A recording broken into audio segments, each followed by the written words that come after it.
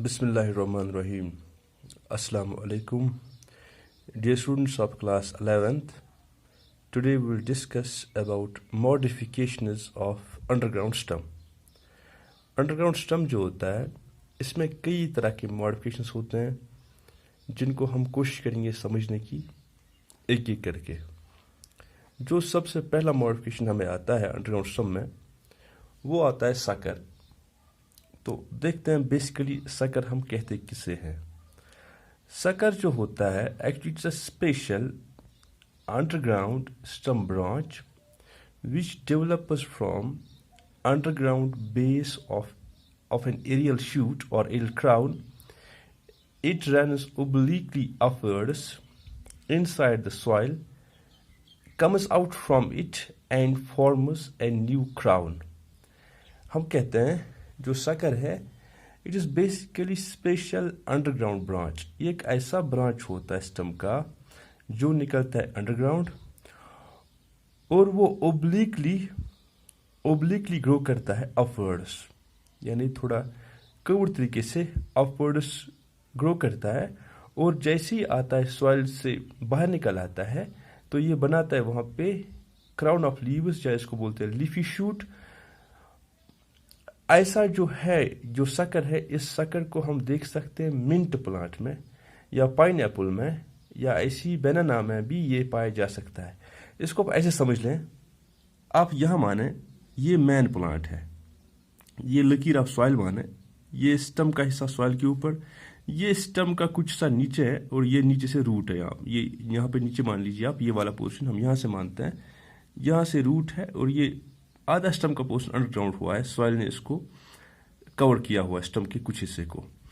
अब जो इस स्टम का अंडरग्राउंड हिस्सा है, इस अंडरग्राउंड हिस्से से स्टम के अंडरग्राउंड हिस्से से क्या होता है कि यहाँ एक ब्रांच निकल आते हैं। सपोज ये ब्रांच निकल आया, ये ब्रांच निकल आया। अब जो ये ब्रांच हैं ये ग्रो करते पहले थोड़ी हॉरिजॉन्टल लेकिन फिर ओब्लिकली जाते हैं अपवर्ड्स। देख लीजिए यहाँ से कर्व होके थोड़े अपवर्ड्स जाते हैं और जैसे ये सॉइल से ऊपर आ जाते हैं दे फॉर्म लीफी शूट, या इसको बोलते हैं लीफी क्राउन, यहाँ बना देते हैं। तो ऐसे यहाँ पे आया ऊपर तो लीफी क्राउन, और जिस जगह पे ये सॉइल से ऊपर आया है वहाँ बीनीथ ये बनाता है एडवेंचरस रूट्स। तो गरज पहले प्लांट ये था, अब दो प्लांट और आ रहे हैं। तो ऐसे ही फिर इसको यहाँ से निकल सकते हैं अंडरग्राउंड ब्रांच, फिर से ब्रांच, तो ऐसे ही फैल जाता है कई डायरेक्शंस में। तो जैसा मैंने पहले कहा, इस के एग्जाम्पल को जो आप देख सकते हैं, ऑब्जर्व कर सकते हो हमारे सराउंडिंग्स में, वो हम कर सकते हैं मिंट प्लांट को, यानी पुदने का प्लांट। आपने देखा होगा पुदने का जो प्लांट होता है हम एक्चुअली एक या दो प्लांट लगाते हैं, लेकिन कुछ टाइम में उन एक दो प्लांट से काफ़ी सारे प्लांट्स बन जाते हैं। It is because of these suckers which are special underground stem branch and which grow beneath the soil, then move obliquely upwards and form new leafy shoots which give rise to adventitious roots beneath, thus forming new plants. तो number next जो stem है underground stem का modification, that is rhizome. जो rhizome है it is underground stem which is perennial, it is fleshy and it forms aerial shoot during favourable conditions, favourable season each year. Rhizome जो है ये मैं कहूँगा एक अंडरग्राउंड स्टम होता है जो पेरिनियल, यानी इसकी उम्र 1 से ज़्यादा साल, 2 साल, 3 साल, 4 साल हो सकती है। और ये स्टम फ्लैश होता है, मीन्स ये स्टोर करता है फूड, और ये बनाता है एरियल शूट जब मौसम साजगार हो, यानी हर साल लगभग फेवरेबल कंडीशंस में। बेसिकली जो राइजोम है it's a means of perennation means it's a means of avoiding, means of overcoming unfavourable conditions.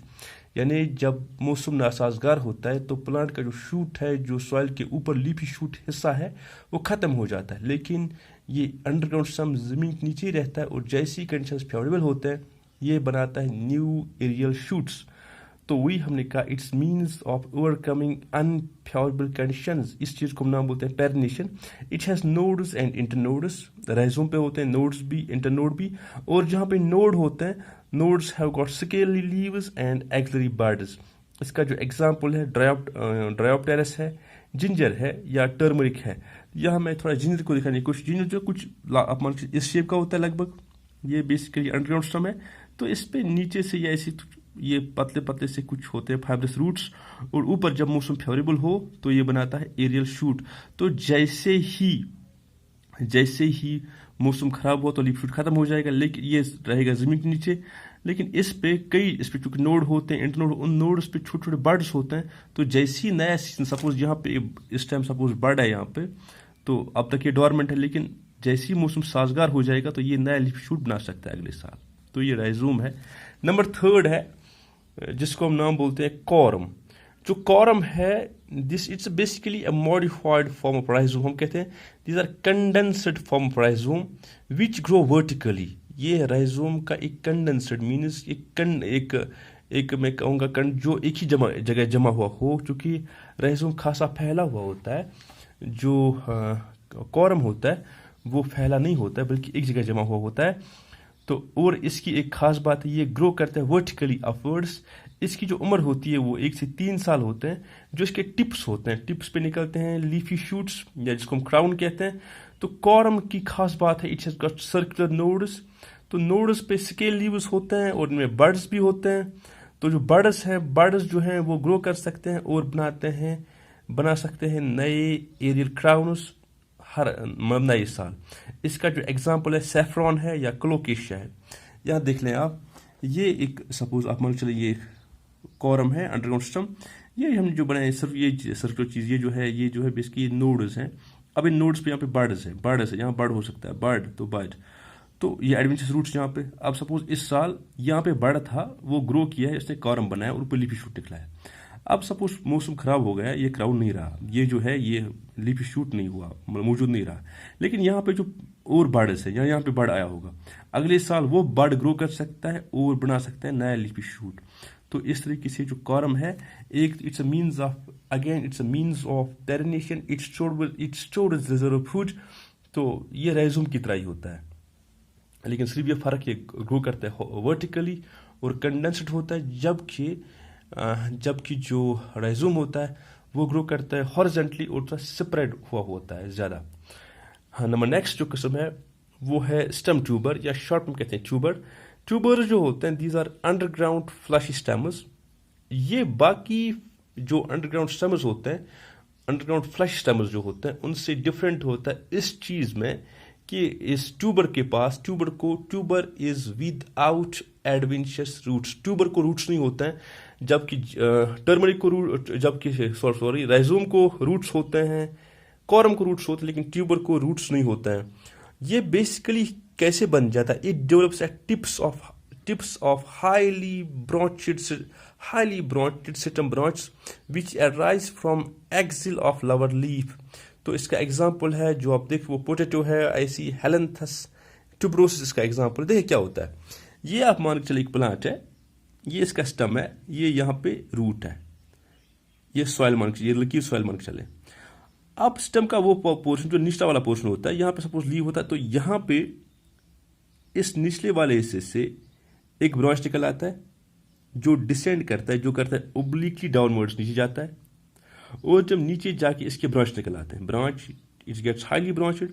फिर ब्रांच के जो टिप्स होते हैं, ये tip, the tips get swelled. Tips जो है वो स्वेल हो जाते हैं और बनाते हैं स्फेरिकल स्ट्रक्चर्स। इन्हीं स्फेरिकल स्ट्रक्चर्स को हम नाम बोलते हैं स्टेम ट्यूबर्स। तो ये एक और किस्म है जिसका अंडरग्राउंड स्टेम मॉडिफिकेशन का। तो ये 4 मेजर किस्मस है, सकर है, राइजोम है, कॉरम है और ट्यूबर है। एक और है, वो आप खुद देखिए, वो बल्ब है जिसकी एग्जांपल है ऑनियन। तो उसको आप सेल्फ स्टडी कर लीजिए। तो इंशाल्लाह ताला कल हम इसको आगे बढ़ाएंगे। टिल देन अल्लाह हाफिज़।